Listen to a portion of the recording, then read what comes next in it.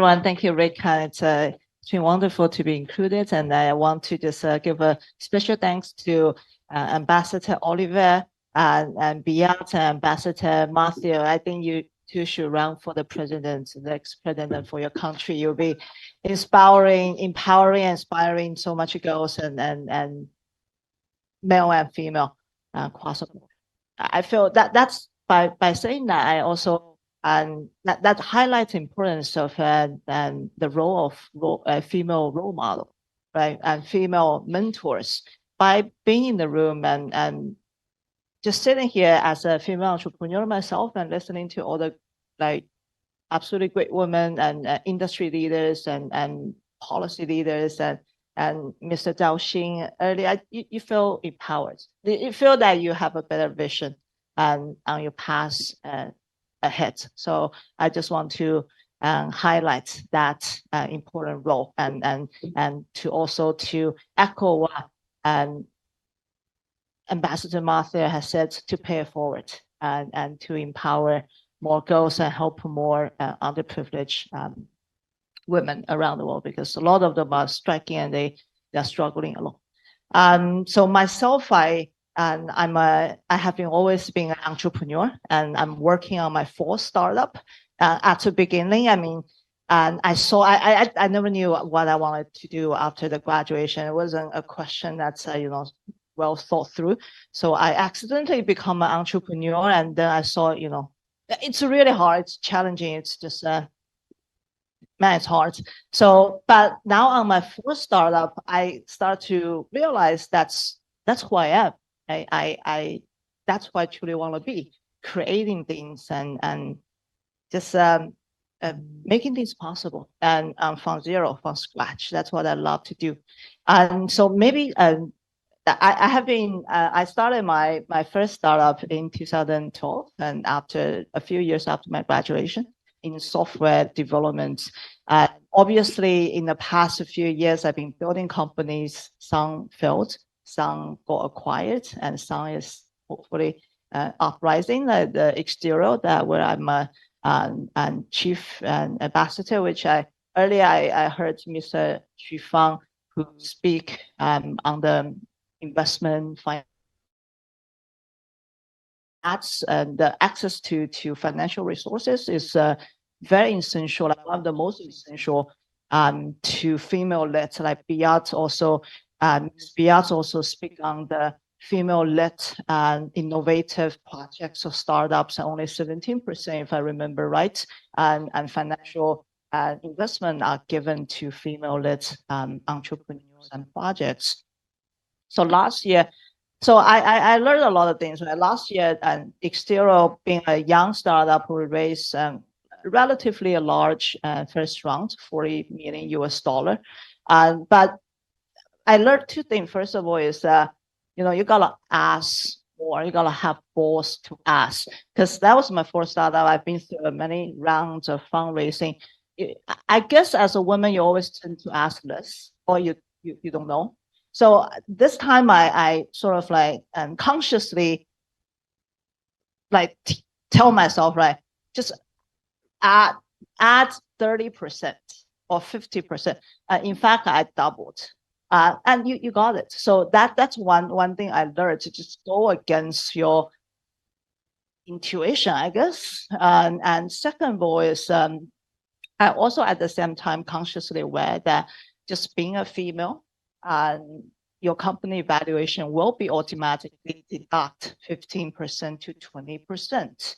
And so you play that balance, right? That each as a founder, which remind me. So I want to obviously I'm not familiar with had very little experience with policy making and bigger picture, but I've been always on the ground funding and startups. I want to share some of my challenges of being a female entrepreneur, and that probably have an enlarged representation across other female-led and startups or projects or other goals. So as I mentioned, first of thing, I think it's a financial resources, access to financial resources. Back to 2012, when I built my first company, And during the fundraising, I have received several term sheets and requiring specifically not to get married within X amount of years, not to give birth within Y amount of years. It just it's not that unusual. And trust me, they're not the worst VCs out there, right? Because most of them, as a first timer and the female entrepreneur, you just got rejected without even knowing why, without someone ask you a question. If a VC can give you a term sheet, just say, you need to make sure you focus on the company, therefore no marriage, no kids. They are the better ones already, and realistically speaking.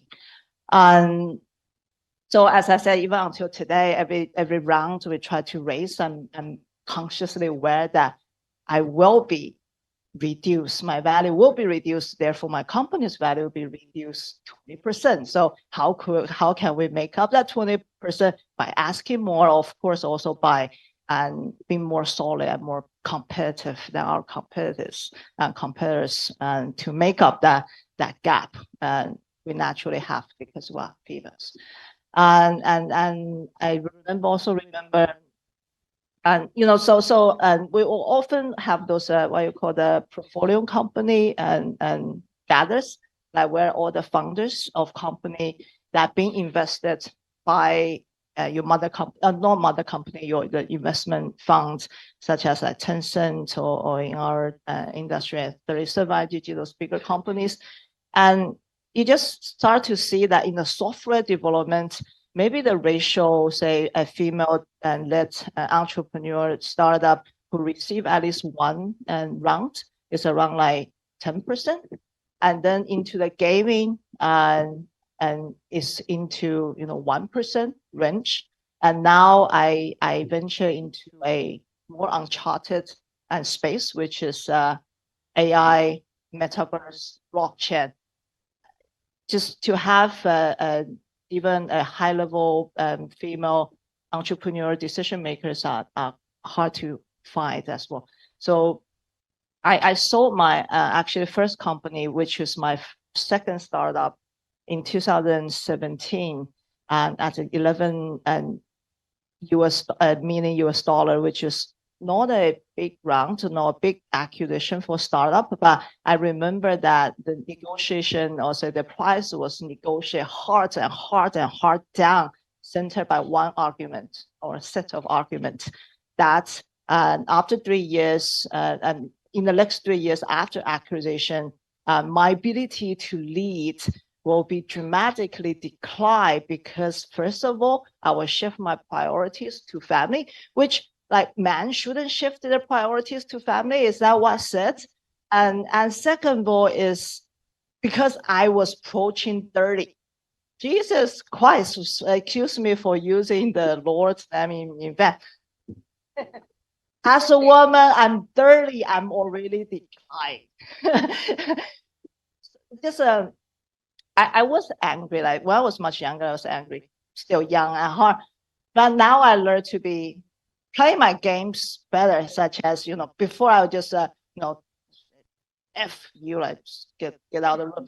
Now I say, okay, I will, you shortcut me here, I will try to shortcut you there.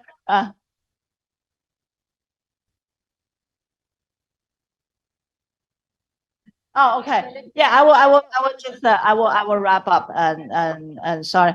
And so anyway, that's the second challenge I will go to. I think many address and today is the discrimination and misjudgment. I've shared a funny example that I called my mom yesterday, told her that I will be participating a UN Women and City organized event. My mom asked me, is there fashion and fine dining and flower cutting related events?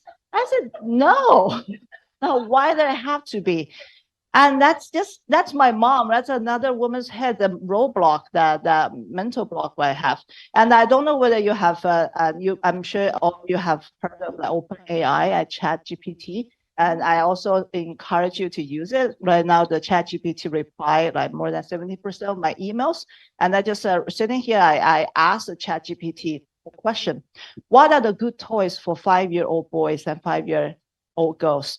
The answer is there are many great toys for 5-year-old boys and girls that can help them to develop. Toys for 5-year-old boys, building toys such as Lego or building blocks, cars and trucks, action figures such as DC superheroes, sports equipment. Toys for 5-year-old girl, dolls such as Barbara and American Girls, art and craft supplies, dress up clothes such as princesses, play kitchen or tea seats. So that's the recommended toys for girls for Chat GPT. So that's why today's the topic so important, because this is AI. This is AI generated answers that exist here because it exists here. Exists in my mom's head. That's when we are teaching our boys to become heroes and warriors to conquer the world, while teaching our girls to be princesses, waiting to be saved, right, by a prince. Kathy, sorry. Yeah, sorry, I have to interrupt you. We have another section after Oh, this. yeah. So I will just stop here and leave the open question for all of us. We have a long way to go. I look forward to the day that man suggests they have International Males Day. Then we will know that was the time we have achieved the gender equality.